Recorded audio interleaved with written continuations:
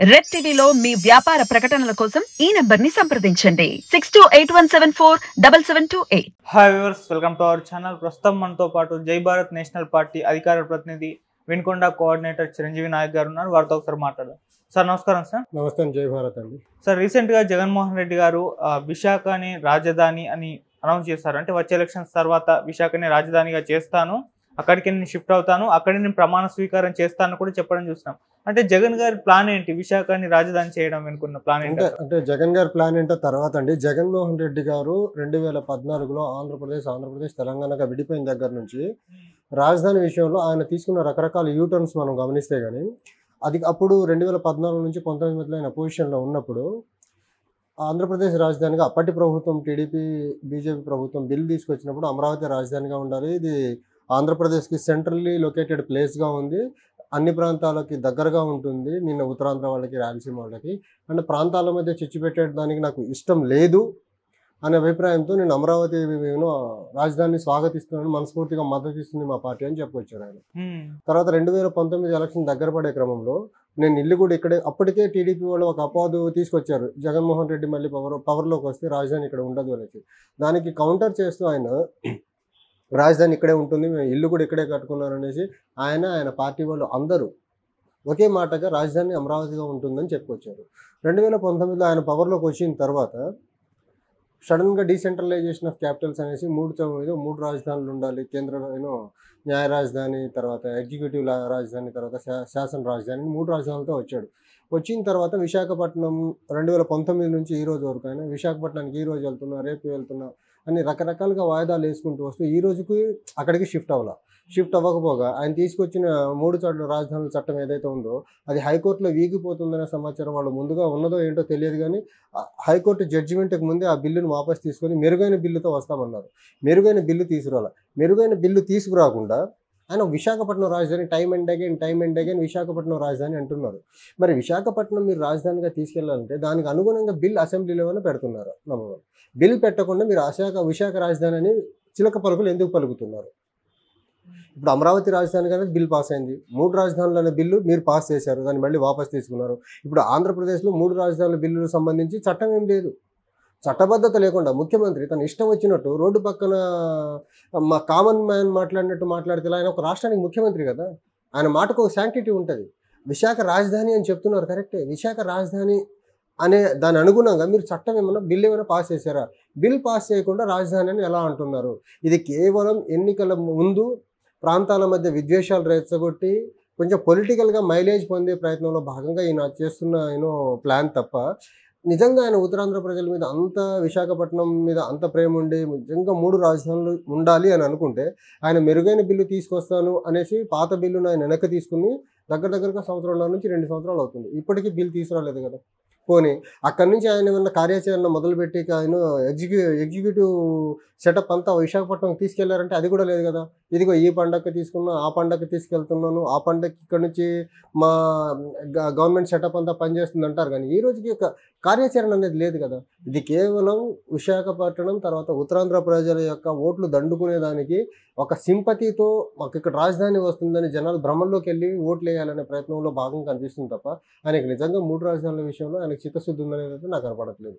And 3 రాజధానుల bill judiciary ముందు నిలబడుతుందా లేదనేది కూడా question mark. Already high court strike down చేసేసింది కదా, మళ్ళీ ఇలాంటి బిల్లుతో వస్తే దానికి ఖచ్చితంగా జ్యుడిషియరీ ముందు విత్ స్టాండ్ అవుతుందా లేదా అనేది కూడా క్వశ్చన్ మార్క్ రేజ్ అవుతుంది కదా. అంటే హైకోర్టు మార్చాలంటే హైకోర్టు మార్చడం ఏం చేతిలో లేదు, రాష్ట్రపతి మార్చాలా.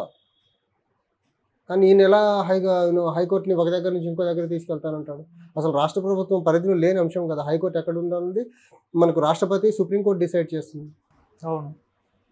సో మరి ఇప్పుడు అమరావతి పరిస్థితి ఏంటి? ఒకవేళ జగన్మోహన్ రెడ్డి గారు మళ్ళీ అధికారంలోకి వస్తే విశాఖని రాజధాని అన్నారు కాబట్టి మరి అమరావతి పరిస్థితి అంటే మళ్ళీ అమరావతి సంగతి మనం పక్కన పెడితే మళ్ళీ జగన్మోహన్ రెడ్డి గారిని పవర్లోకి వస్తే ఆంధ్రప్రదేశ్ రాష్ట్రం అనేది ఇంకొక 5 సంవత్సరాలు శాశ్వత రాజధాని నిర్మాణానికి నోచుకోదండి.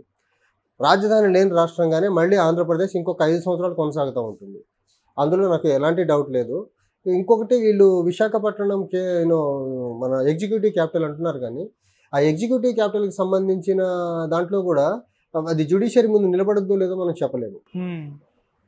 ఇటు 2 పార్టీలు ఇప్పుడు 2 ప్రాంతాల అండ్ టీడీపీ పార్టీ ఏమో అమరావతి రాజధాని అంటుంది, ఇప్పుడు వైసీపీ ఏమో విశాఖే రాజధాని అంటుంది. అంటే రెండు పార్టీలు ఇలా రెండు రకాలుగా విభిన్న అభిప్రాయాలు ఇప్పుడు వస్తున్నాయి కదా. విడిపోయిన రాష్ట్రానికి ఆదాయ వనరుగా ఉండాల్సిన రాజధానిని నిర్మించే ప్రయత్నంలో ఈ రెండు పార్టీలు చాలా ఇన్సెన్సిటివ్ గా బిహేవ్ చేసి రాష్ట్రానికి ఒక తీరని ద్రోహం చేస్తున్నాయి 10 సంవత్సరాలుగా. ఒక క్యాపిటల్ విషయంలో కానీ విభజనకు సంబంధించిన మిగిలిన అంశాల విషయంలో కానీ ఒక కొత్తగా బైఫర్కేట్ అయిన రాష్ట్రం, బైఫర్కేట్ అయిన తర్వాత రాజధాని లేదు, తర్వాత ప్రాపర్గా ఇండస్ట్రియల్ బేస్ లేదు మనకు, తర్వాత వస్తానన్న పోలవరం ప్రాజెక్టు నేషనల్ ప్రాజెక్ట్ అయిన తర్వాత ఈ రోజుకి అది ఫినిష్ కాలేదు, రైల్వే జోన్ రాలేదు, కడప స్టీల్ ప్లాంట్ కాలేదు, తర్వాత సెంట్రల్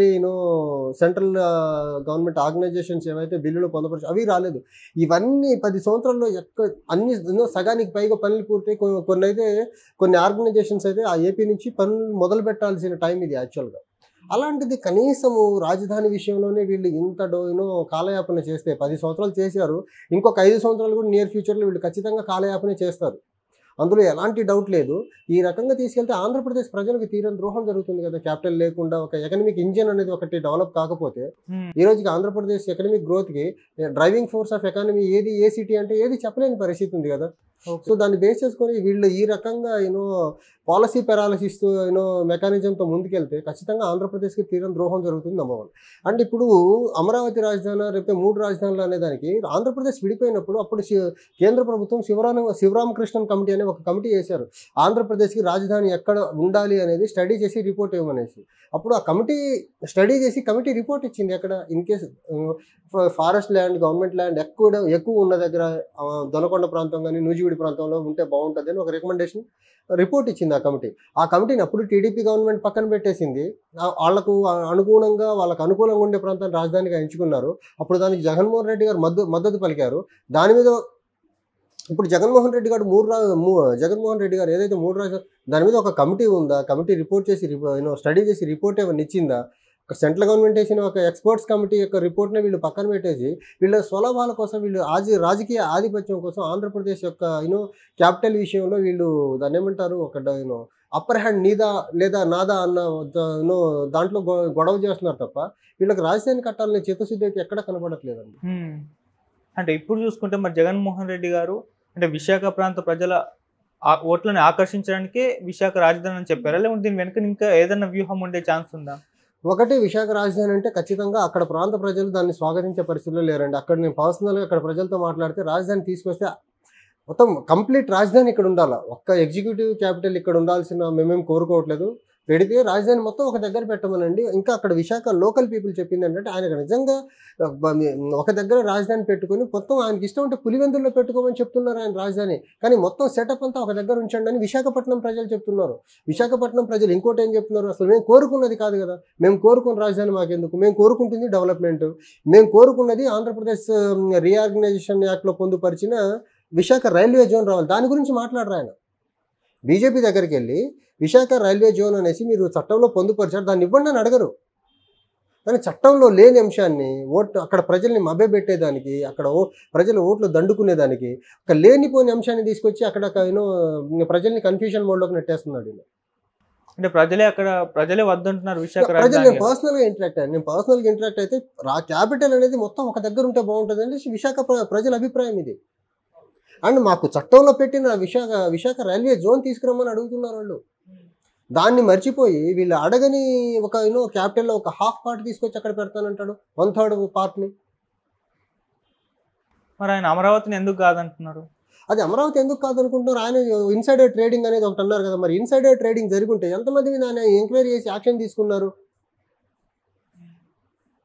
అప్పుడు ప్రభుత్వం ఒక చట్టాన్ని తీసుకొచ్చినప్పుడు ప్రతిపక్షంగా మీరు కూడా మద్దతు ఇచ్చారు కదా, మీ మాటలు నమ్మి కదా అక్కడ రైతులు భూములు ముందుకొచ్చి ఇచ్చింది. మీరు ఆ రోజైన 3 రాజధానులని అభిప్రాయం మీరు అసెంబ్లీలో ఎక్స్ప్రెస్ చేసి ఉండుంటే అక్కడ ప్రాంత ప్రజలు వాలంటీర్గా వచ్చి భూములు ఇచ్చేవారు కాదు కదా. అక్కడ అమరావతి ప్రాంత ప్రజల్ని మోసం చేసి, రాష్ట్ర ప్రజల్ని మోసం చేసి జగన్ ఒక 5 సంవత్సరాలుగా మోసాలతో నడుస్తున్న గవర్నమెంట్ ఇది.